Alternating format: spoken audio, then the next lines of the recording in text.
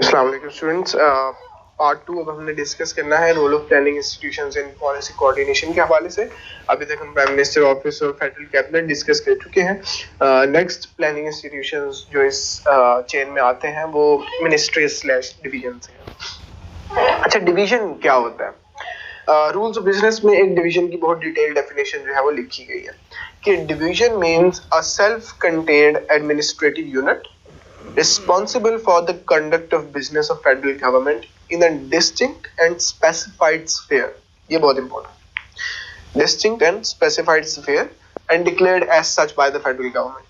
कि मतलब एक सेल्फ कंटेन्ड एडमिनिस्ट्रेटिव यूनिट है, ऑटोनोमस यूनिट है, जो कि फेडरल गवर्नमेंट का बिजनेस कंडक्ट करेगा एक डिस्टिंक्ट स्फीयर में, स्पेसिफाइड स्फीयर में, कि जिसकी रिस्पॉन्सिबिलिटीज एटलीस्ट डायरेक्टली ओवरलैप नहीं करेंगी किसी और डिवीजन के स्फीयर के साथ। ठीक है, जैसे for instance division of power आ गया, फाइनेंस डिवीजन, फिर आपके पास डिफेंस अफेयर्स का डिवीजन आ गया। ये डिस्टिंक्ट फंक्शंस है ना। फाइनेंस का काम एक बिल्कुल स्पेसिफाइड डोमेन में आता है, डिफेंस एक बिल्कुल अलहदा डिवीजन है, पावर एंड रिसोर्सेज बिल्कुल एक अलहदा डिवीजन है, एजुकेशन का डिवीजन बिल्कुल अलहदा है, हेल्थ का अलहदा है। तो ये उन सारे फंक्शंस को जो है वो रेगुलेट करने के लिए जो इनके एडमिनिस्ट्रेटिव यूनिट्स बनाए गए हैं फेडरल गवर्नमेंट में, वो डिवीजन्स कहलाते हैं। मिनिस्ट्री क्या होती है? आप लोग मिनिस्ट्री से यूजुअली वाकिफ है। मिनिस्ट्री बुनियादी तौर पे कुछ भी नहीं होती, वो एक या एक से ज्यादा डिवीजन्स का मजमुआ होती है, सिंपल। एक्चुअल में जो मिनिस्ट्री जो है वो एक आप कह ले सिर्फ एक नॉमेनक्लेचर के हवाले से उसका रोल है। जो एक्चुअल एडमिनिस्ट्रेटिव यूनिट है ना, वो डिवीजन है। मिनिस्ट्री बस अगर आपने दो ग्रुप्स को कंबाइंड करना है तो पॉलिटिकल टर्मिनोलॉजी में, या सिंपल अगर एक डिवीजन दिया है तो एक पॉलिटिकल टर्मिनोलॉजी है कि मिनिस्टर के साथ जो है वो एक मिनिस्ट्री अटैच की जाती है। एक्चुअल में वो डिवीजन्स होते हैं अंदर जो होते हैं। ठीक है, तो डिवीजन जो है वो एक मिनिस्ट्री एक या एक से ज्यादा डिवीजन्स का मजमुआ होती है। जैसे फॉर एग्जांपल जो आजकल आपकी फाइनेंस मिनिस्ट्री है, उसमें ministry of finance and economic affairs division, तीन बल्कि आते हैं, ministry of finance, revenue and economic affairs division. ये तीन division, if I am not wrong, एक मिनिस्ट्री ऑफ फाइनेंस में आते हैं। ठीक है, सिमिलरली और भी इस तरह के जो रेलिवेंट मिलते जुलते फंक्शंस वाले डिवीजन हैं उनको ग्रुप किया जा सकता है बाज दफा एक सिंगल मिनिस्ट्री के अंदर। अगर आपने डिटेल में डिवीजन्स को समझना है, मिनिस्ट्रीज को समझना है, उनकी ग्रुपिंग्स को समझना है कौन कौन से हैं, तो बहुत डिटेल में स्केड्यूल 1 रूल्स ऑफ बिजनेस का है, उसमें दिए गए। रूल्स ऑफ बिजनेस का वही एक पीडीएफ डॉक्यूमेंट आप डाउनलोड करें, उसमें नीचे स्केड्यूल्स दिए गए हैं। स्केड्यूल 1 में जो है बहुत डिटेल में ये सारे डिवीजन्स लिखे हुए हैं, और जो जो डिवीजन्स ग्रुप करके मिनिस्ट्रीज बनाई गई है वो भी लिखे गए, वो आप वहां से देख सकते। तो और जब हम बुनियादी तौर पे ये टर्म इस्तेमाल करते हैं फेडरल सेक्रेटेरिएट की, तो फेडरल सेक्रेटेरिएट से मुराद बेसिकली जब हम तमाम फेडरल डिवीजन्स और मिनिस्ट्रीज का एज ए ग्रुप रेफर करते हैं तो हम उसे फेडरल सेक्रेटेरिएट कहते हैं। That's it. ठीक है, फेडरल सेक्रेटेरिएट मींस डिवीजन्स और मिनिस्ट्रीज व्हेन रेफर्ड कलेक्टिव। हम फेडरल गवर्नमेंट की बात कर रहे हैं, प्रोविंशियल की नहीं।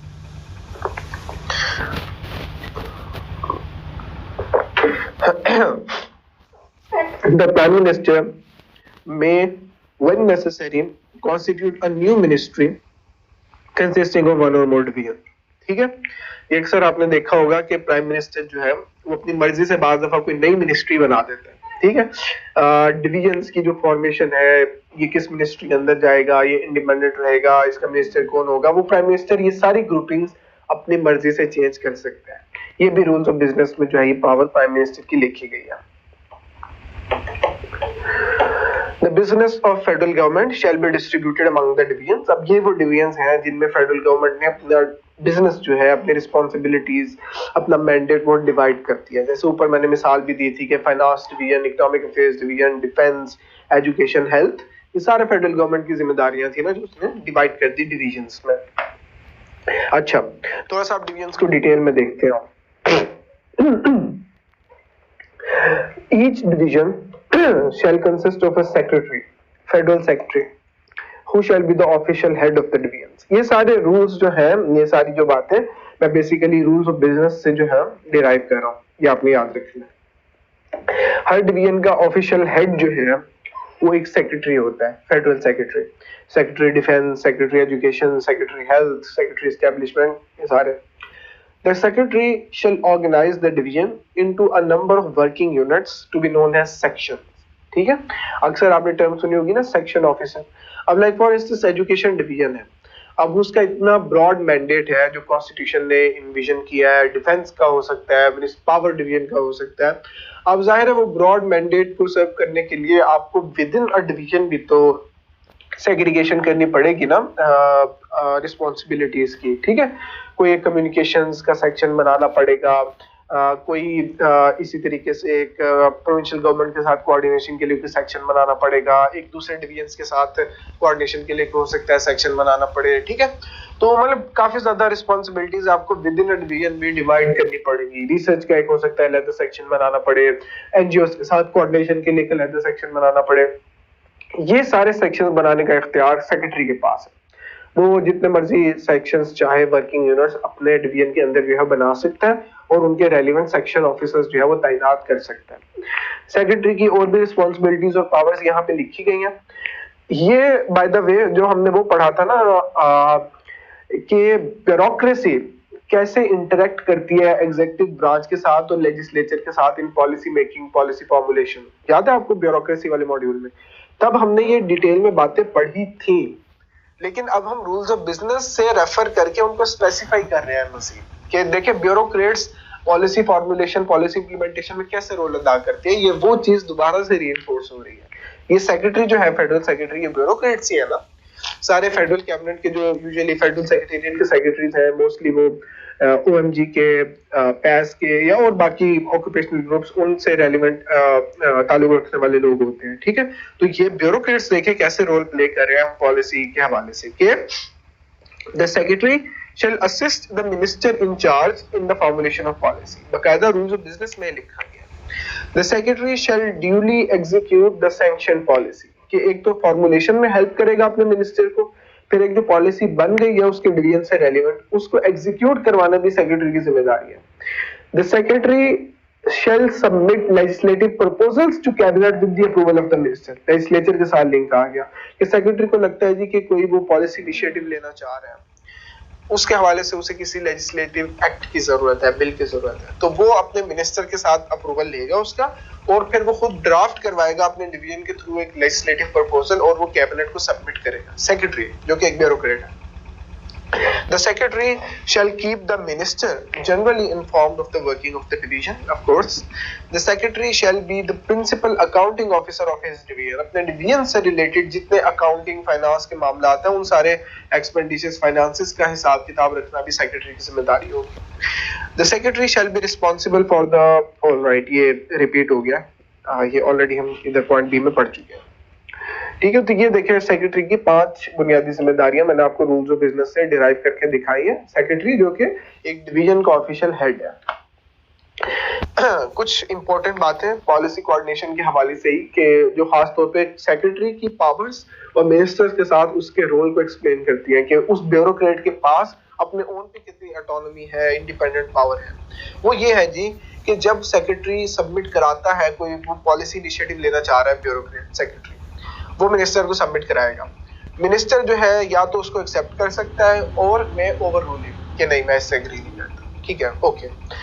सेक्रेटरी यूजुअली जो है वो मिनिस्टर का डिसीजन मान लेता है, उस पर डिफर कर देता है और मिनिस्टर ने अगर किसी चीज से मना कर दिया मना हो जाता है, वो अगर किसी चीज का हुक्म देता है तो उसको इम्प्लीमेंट करता है. लेकिन अगर सेक्रेटरी को लगे कि decision of the minister is manifestly wrong, कि मिनिस्टर ने कोई बड़ा ही वाज़ेह गलत डिसीजन ले लिया और उसके इस डिसीजन से बहुत ज्यादा ग्रॉस इनजस्टिस हो जाएगा या अनड्यू हार्डशिप हो जाएगी, तो फिर वो मिनिस्टर को दोबारा केस सबमिट कराएगा और बाकायदा रीजंस लिखेगा कि उसे क्यों लगता है कि मिनिस्टर ने जो फैसला लिया है वो गलत क्यों है. अभी भी मिनिस्टर को ही सबमिट कराएगा. अब मिनिस्टर अगर स्टिल एडहेयर्स टू हिज डिसीजन, अगर मिनिस्टर कहता है नहीं मैं अभी भी अपनी बात पर कायम हूं और मैं तुम्हारी बात नहीं मानूंगा, और सेक्रेटरी को लगे कि ये मामला इतना इंपॉर्टेंट है कि ये मिनिस्टर इस पर गलत डिसीजन दोबारा ले रहा है, तो सेक्रेटरी फिर मिनिस्टर को रिक्वेस्ट करेगा कि चले अच्छा आपके और मेरे दरमियान अगर इत्तेफाक नहीं हो पा रहा तो आप ऐसा करें, मिनिस्टर को रिक्वेस्ट करेगा कि आप ये मैटर जो है ना वो प्राइम मिनिस्टर को रेफर कर दें. ठीक है, उनसे फैसला करवा लेते हैं और मिनिस्टर जो है shall so refer the case to the orders of the prime minister, वो करेगा. कि ये प्राइम मिनिस्टर को कहेगा कि ये मेरे और मेरे सेक्रेटरी के दरमियान एक इख्तलाफ आ गया, हल नहीं हो रहा, आप जरा इस पे लें डिसीजन। अगर तो मिनिस्टर केस रेफर नहीं करता प्राइम मिनिस्टर को डिस्पाइट द रिक्वेस्ट, तो सेक्रेटरी फिर उसको बाईपास करके डायरेक्टली भी सबमिट करवा सकता है प्राइम मिनिस्टर को वो केस, कि मैंने रिक्वेस्ट की थी मिनिस्टर साहब को लेकिन उन्होंने आपको सबमिट नहीं करवाया, तो ये मैं आपको डायरेक्टली सबमिट करवा रहा हूँ। और उसमें जो मिनिस्टर की सारी ऑब्जर्वेशंस थी, रिजर्वेशंस थी, जो मिनिस्टर के आर्गुमेंट थे, वो भी लिखेगा कि मिनिस्टर ने इन द फर्स्ट प्लेस किस बुनियाद पे सेक्रेटरी के डिसीजन को रिजेक्ट किया था, कहाँ कहाँ पे इख्तिलाफ आया था, वो एक डिटेल्ड समरी बना के प्राइम मिनिस्टर को लिखेगा। तो ये इससे आपको मिनिस्टर जो कि एक एग्जीक्यूटिव ब्रांच का मेंबर है और पार्लियामेंट का भी मेंबर है, और सेक्रेटरी जो कि एक प्योर ब्यूरोक्रेट है, तो इससे आपको ब्यूरोक्रेसी की लेजिस्लेटिव ब्रांच और एग्जीक्यूटिव ब्रांच के साथ बाउंड्रीज मजीद क्लियर हो गई हो कि वो क्या क्या है। इंडिपेंडेंट अथॉरिटी देखें एक ब्यूरोक्रेट के पास कितनी है, कि वो अगर उसे इन मामलात में लगे कि इंपॉर्टेंट मामलात है, पॉलिसी जिसमें वो अपने ओन पे कुछ चीज लेना चाह रहा है, मिनिस्टर का फैसला उसे गलत लग रहा है, तो वो डायरेक्ट इवन प्राइम मिनिस्टर को अप्रोच कर सकते हैं। ठीक है, तो ये था जी मिनिस्ट्रीज और डिवीजन्स का रोल। आप कुछ इंपॉर्टेंट डिवीजन्स हैं लाइक आपको बताऊंगा उनके बारे में जरूर, कैबिनेट डिवीजन में उनका मैंडेट जरूर पढ़ें। एक तो एस्टेब्लिशमेंट डिवीजन है, ठीक है, कैबिनेट डिवीजन है, फिर आप कुछ 2-3 फाइनेंस का जो डिवीजन है वो देख लें, फाइनेंस का देख लें, रेवेन्यू का देख लें, इकोनॉमिक अफेयर्स डिवीजन देख लें, डिफेंस का देख लें, ये इंटीरियर देख लें। ये कुछ 5-6 इंपॉर्टेंट जो है वो डिवीजन्स है जो कि रूल्स ऑफ बिजनेस में बहुत डिटेल में आपको जिनकी रिस्पॉन्सिबिलिटीज मिल जाएंगी। इनका जस्ट एक जिस्ट ले लें ओवरऑल इनके रोल की, कि इनकी जिम्मेदारियां आखिर क्या क्या है। और फिर स्केड्यूल 1 रूल्स ऑफ बिजनेस का वो आप वैसे एक नजर देख लीजिएगा कि डिवीजन्स आखिर ओवरऑल है कौन कौन से और किन किन मिनिस्ट्रीज में वो ग्रुप किए गए हैं। राइट, प्लानिंग कमीशन एक और इम्पोर्टेंट प्लानिंग इंस्टीट्यूशन आ गया पॉलिसी कोऑर्डिनेशन के हवाले से। प्लानिंग कमीशन क्या है जी, कि in order to address the challenges related to the economic development after partition, after independence.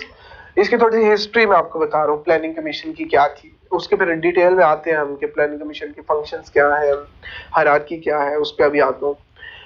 सबसे पहले पार्टीशन के बाद बुनियादी तौर पे 1948 में एक डेवलपमेंट बोर्ड जो है वो हुकूमत पाकिस्तान ने तश्कील दिया, जो कि इकोनॉमिक अफेयर्स डिवीजन, अभी डिवीजन हम पढ़ चुके हैं क्या होता है, इकोनॉमिक अफेयर डिवीजन के अंडर एक इदारा आता था डेवलपमेंट बोर्ड का।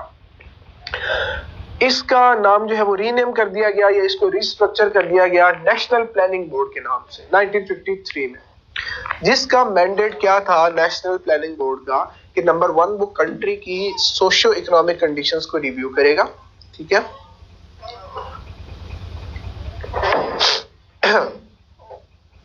वो कंट्री के जो रिसोर्सेज हैं, चाहे वो नेचुरल रिसोर्सेज हैं हर तरह के, वाटर, पावर, गैस वगैरह, सोना, धातु, तमाम नेचुरल रिसोर्सेज जो आ सकते हैं, मिनरल रिसोर्सेज आ सकते हैं, प्लस ह्यूमन रिसोर्सेज भी, उनको असेस करेगा, उनकी कैपेबिलिटीज का तायुन जो है वो लगाएगा, ठीक है।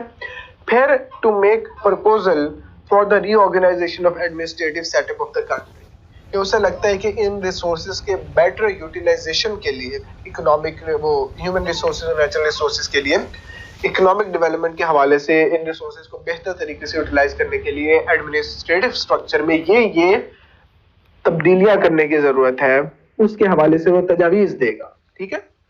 और फाइनली वो एक national plan of economic development जो है वो बनाएगा, जो कि वो फेडरल गवर्नमेंट को सबमिट करवाएगा, कि प्लान पूरा एक बनाएगा इकोनॉमिक डेवलपमेंट का, कि अगले चंद सालों में हुकूमत को किन किन एरियाज पे जो है वो पॉलिसी मेजर्स लेने चाहिए, क्या क्या मेजर्स लेने चाहिए, किस पे कितना जो है हुकूमत को अपनी प्रायोरिटी में चीजों को ऊपर रखना चाहिए, ठीक है।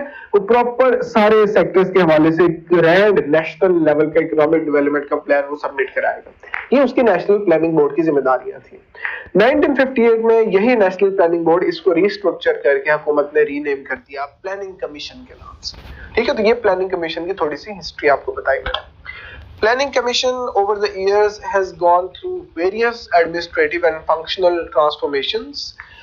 At present जो Planning Commission का structure अभी उस पर हम आगे देखेंगे भी, लेकिन थोड़ा सा मैं यहाँ जिक्र कर रहा हूँ कि at present Prime Minister of Pakistan is the chairman of the planning commission. ठीक है, deputy chairman is the functional head of the planning commission who enjoys the status equivalent to that of a federal minister. ठीक है, जो prime minister है उसका political head है, वो definitely policy directions जारी करेगा, गाइडलाइन जारी करेगा, लेकिन प्लानिंग कमीशन के अंदर की जो सारा फंक्शनल सेटअप है, एडमिनिस्ट्रेटिव सेटअप, उसकी ऑर्गेनाइजेशन, उसकी management, day to day basis पे उसके सारे जो मेजर्स हैं वो डेप्टी चेयरमैन लेता है, जो कि जिसका स्टेटस जो है एक फेडरल मिनिस्टर के इक्विवेलेंट होता है। ठीक है, इसका फेडरल मिनिस्टर होना जरूरी नहीं है, मतलब एट प्रेजेंट भी जो deputy chairman planning commission of Pakistan है, he is a grade 22 officer of Pakistan Administrative Service, जो कि एक ब्यूरोक्रेट है। ठीक है, लेकिन उसका दर्जा एक प्लानिंग मिनिस्टर,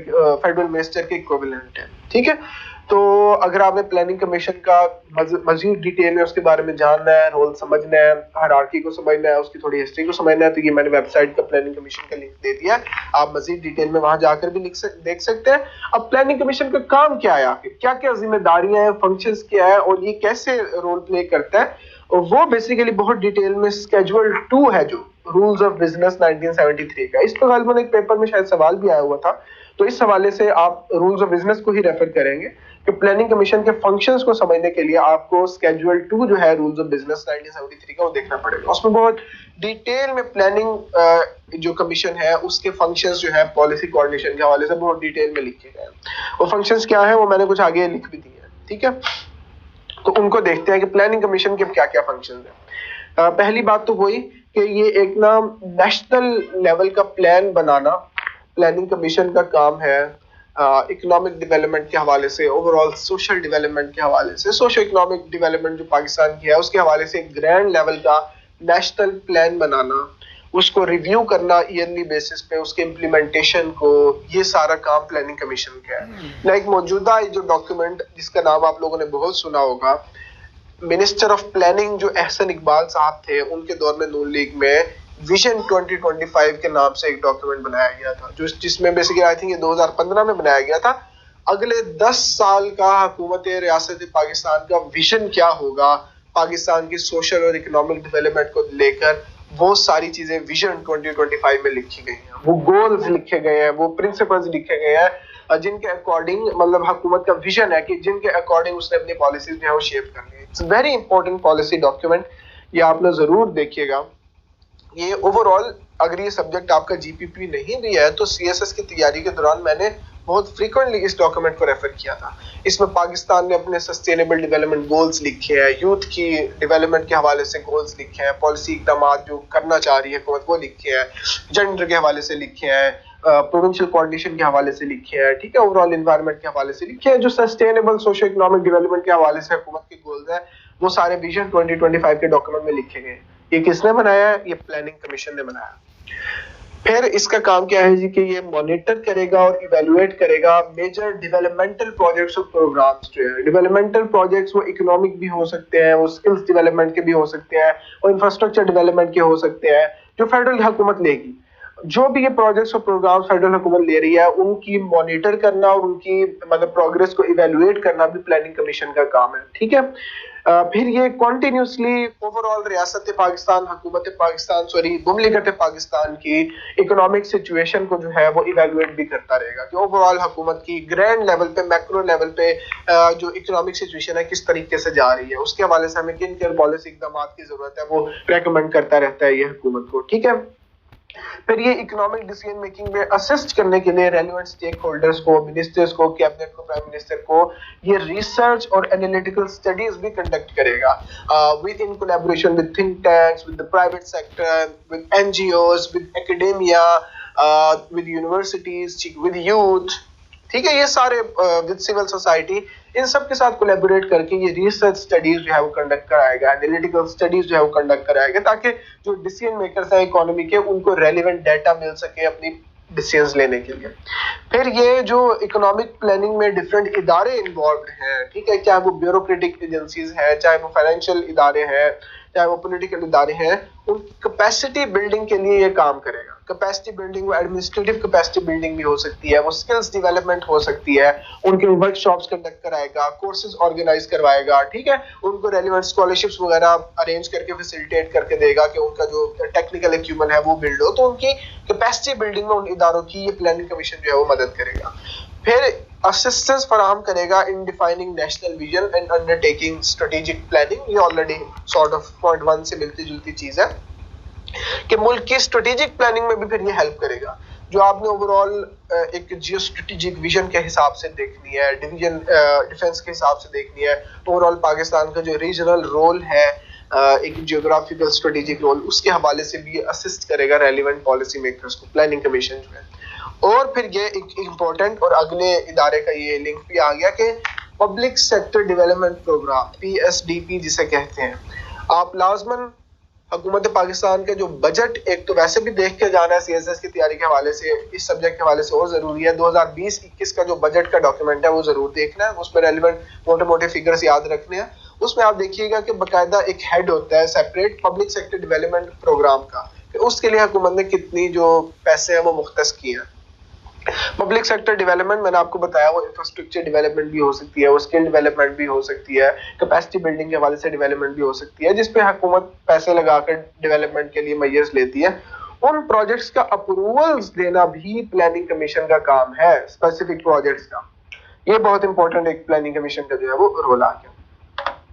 प्लानिंग कमीशन की हायरार्की ये मेंशन है, prime minister, chairman, deputy chairman, मैंने आपको बताया था, एक ब्यूरोक्रेट होता है, फिर उसके नीचे एक मेंबर कोऑर्डिनेशन होता है, फिर एडवाइजरी कमेटी होती है, फिर उसके नीचे बाकायदा डिफरेंट एरियाज और डोमेन से रिलेटेड हर एरिया का एक मेंबर है। लाइक इकोनॉमिक पॉलिसी के हवाले से एक मेंबर है, जैसे चीफ इकोनॉमिस्ट भी कहेंगे आप। एक मेंबर होगा जो इम्प्लीमेंटेशन और मॉनिटरिंग करेगा प्रोजेक्ट्स की। एक मेंबर होगा जो private sector development and competitiveness, private sector के साथ जो लेजॉन करना है, उसके हवाले से इसका रोल होगा। Member energy, member science and technology, member food and security, member social sectors, member governance, innovation and reforms, member research. ये सारे मतलब वो एरियाज जो है वो मैंने फंक्शंस में बताए थे, उनके हवाले से हर एरिया को हेड करने के लिए एक मेंबर जो है वो प्लानिंग कमीशन का बैठा है। तो ये प्लानिंग कमीशन की हायरार्की आपके सामने मैंने बता दी। PSDP प्रोजेक्ट्स जो हैं वो मैं जिसका आपको जिक्र कर रहा था, उन्हीं के हवाले से थोड़ा ये मजीद डिटेल में बता दूं कि 2020-21 के बजट में 650 बिलियन जो है federal public sector development projects, एक प्रोविंशियल PSDP का हेड भी होता है, लेकिन हम यहाँ सिर्फ फेडरल की बात कर रहे हैं। 650 बिलियन रुपीस जो है वो एलोकेट किए गए हैं federal public sector development programme के प्रोजेक्ट्स के लिए, जो आपका रिसेंट बजट का डॉक्यूमेंट है। तो अब होता यह है कि जिस भी डिवीजन और मिनिस्ट्री से रिलेटेड कोई कोई डेवलपमेंट प्रोजेक्ट जो है वो करना चाह रहे हैं, ठीक है, वो उसके हवाले से प्रपोजल बनाते हैं अपने कंसर्न डिवीजन से रिलेटेड।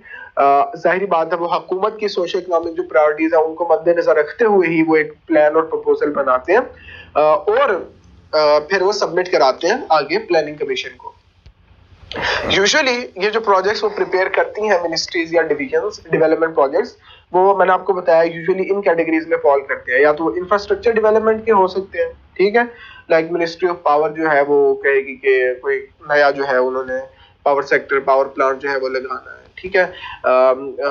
ओवरऑल इंफ्रास्ट्रक्चर डेवलपमेंट के हवाले से कम्युनिकेशंस का जो डिवीजन है वो कहेगा जी हमने नई मोटरवे जो है ये बनानी है, नई हाईवे बनानी है। स्किल डेवलपमेंट हो सकता है जी कि हमने अपने जो मिनिस्ट्री के अंदर, डिवीजन के अंदर ये ब्यूरोक्रेट्स हैं, उनमें ये वाली स्किल्स डेवलप करवाने के लिए उनकी वर्कशॉप्स करवानी है, कोर्सेज करवाने हैं, उनको स्कॉलरशिप्स के हवाले से भेजना है, हमने थिंक टैंक्स, NGOs के साथ जो है वो कोऑर्डिनेट करना है, लिएजोन करना है ताकि स्किल डेवलपमेंट हो सके, उसके लिए पैसे चाहिए। तो उसके हवाले से वो सारे प्रपोजल्स बनाएंगे, प्लानिंग कमीशन को सबमिट कराएंगे। अब चले फॉर एग्जांपल उन्होंने एक प्रपोजल बना लिया, अब उसके ना कुछ स्लैब्स बनी हुई है हर सारे इस तरह के PSDP प्रोजेक्ट के प्रपोजल्स की, कि अगर तो total cost of the project जो है वो 60 मिलियन और लेस है, लाइक मिनिस्ट्री ऑफ पावर ने एक प्रपोजल बनाया जो कि जिसकी जो टोटल कॉस्ट थी वो 50 मिलियन थी, 60 मिलियन से लेस हो गई। तो फिर उसके अप्रूवल के लिए डिपार्टमेंटल डेवलपमेंट वर्किंग पार्ट, ये एक इदारा होता है जो उस डिवीजन के अंदर ही एग्जिस्ट करता है, ministry of division of power के अंदर ही, हर डिवीजन के अंदर होता है। नाम इसका departmental development working part, DDWP। तो उसके मेंबर्स कौन कौन होते हैं, उसके मेंबर्स ये होते हैं कि एक तो मिनिस्ट्री ऑफ पावर डिवीजन था यूजुअली, ठीक है, तो उस डिवीजन का सेक्रेटरी होगा, जो रेलिवेंट फेडरल सेक्रेटरी है वो होगा। फिर concern member planning commission, like for example power का था तो यहाँ से कोई मेंबर साइंस एंड टेक्नोलॉजी, या अगर मेंबर पावर नहीं है तो यहाँ से जो रेलिवेंट मेंबर बनेगा, जो कि इस केस में member science and technology I think मुझे लग रहा है, या फिर मेंबर इंफ्रास्ट्रक्चर भी आ सकते हैं, मतलब वो डेफिनेटली ये काफी टेक्निकल स्पेसिफिकेशन है, ये आपको भी पता होना जरूरी नहीं है। जस्ट कह लें कि साइंस एंड टेक्नोलॉजी के हवाले से कोई एक जो साइंस एंड टेक्नोलॉजी डिवीजन है उसने एक प्रपोजल बनाया, तो secretary science and technology division जो है वो, और ये member planning commission member science and technology, ये उसका मेंबर होगा। और साथ concern financial adviser deputed by finance division, तो फाइनेंस डिवीजन अपना एक नुमाइंदा जो है वो भी इस कमेटी में मेंबर जो एज मेंबर डेप्यूट करेगा। ये लोग जो है ये उस प्रोजेक्ट को अप्रूव कर सकते हैं, ये डिपार्टमेंटल डेवलपमेंट वर्किंग पार्ट उस प्रोजेक्ट को अगर तो उसकी कॉस्ट 60 मिलियन से लेस है वो अप्रूव कर सकते हैं, अगर तो उसकी कॉस्ट 60 मिलियन से ज्यादा हो और 500 मिलियन से कम हो तो फिर उसका अप्रूवल ये DDWP नहीं दे सकती। फिर कौन देगा, फिर देगा जी central development working part will approve the project headed by deputy chairman planning commission, ठीक है। अब इसकी भी कोई प्रॉपर हायरार्की होगी definitely central development working part की, लेकिन ये डेफिनेटली एक बड़े लेवल की बॉडी है। इसको जो हेड करेगा वो डिप्टी चेयरमैन प्लानिंग कमीशन करता है, ठीक है। उसके नीचे फिर डेफिनेटली मेंबर्स होंगे, आई बिलीव सेक्रेटरी भी होगा, रेलेवेंट मेंबर भी होगा, यहाँ से फाइनेंस डिवीजन का भी कोई नुमाइंदा होगा, लेकिन ये बहरहाल एक बड़े लेवल की बॉडी है जिसमें आप देखिए कि डिप्टी चेयरमैन के लेवल तक जो है वो बात जा रही है, वो हेड कर रहा है, क्योंकि प्रोजेक्ट की कॉस्ट जो है वो काफी बढ़ गई है। एक एग्जैक्ट हायरार्की आपने पढ़नी हो वो भी आप गूगल करके देख सकते हैं कि इसमें और कौन कौन से मेंबर्स आते हैं, लेकिन बहरहाल इसको हेड जो है वो डिप्टी चेयरमैन करता है। अगर तो प्रोजेक्ट की कॉस्ट जो है वो 500 मिलियन से भी ज्यादा जो है वो एक्सीड कर जाए, ठीक है, project cost more than 500 million rupees, तब जो है वो किसको डेलीगेट किया जाएगा, अप्रूवल के लिए पेश किया जाएगा, तब वो किया जाएगा executive committee of national economic council. ये भी हमने इदारे पढ़ने हैं, जो शुरू में आपको इंस्टीट्यूशनल फ्रेमवर्क समझाया था उसमें भी हमने नेशनल इकोनॉमिक काउंसिल भी देखना है, executive committee of national economic council भी देखना है, अभी हम उस पर जाते हैं। 500 मिलियन के ऊपर के जो प्रोजेक्ट्स हैं वो फिर एग्जीक्यूटिव कमेटी ऑफ NEC जो है वो अप्रूव करेगी, ठीक है। तो ये स्लैब्स बनी हुई हैं जिसमें हर एक में आप देख लेंगे हर लेवल पे जो है वो प्लानिंग कमीशन का कहीं ना कहीं पार्ट आ रहा है। यहाँ पे मेंबर प्लानिंग कमीशन बैठा है, सेंट्रल डेवलपमेंट वर्किंग पार्ट को तो हेड ही डिप्टी चेयरमैन प्लानिंग कमीशन कर रहा है, और यहाँ पे जो है वो एग्जीक्यूटिव कमेटी ऑफ NEC, इसमें प्राइम मिनिस्टर का रोल आएगा, आप देखेंगे आगे जाकर, क्योंकि ये प्राइम मिनिस्टर ही जो है वो अपॉइंट करता होता है, who is the chairman of planning commission as well, तो ये यहाँ पे भी रोल आ गया उसका। तो ये हमारा सेकंड लेक्चर इस हवाले से खत्म होता है। नेक्स्ट जो बाकी इदारे हैं प्लानिंग इंस्टीट्यूशन उनको हम अगले लेक्चर में देखते हैं। सी यू।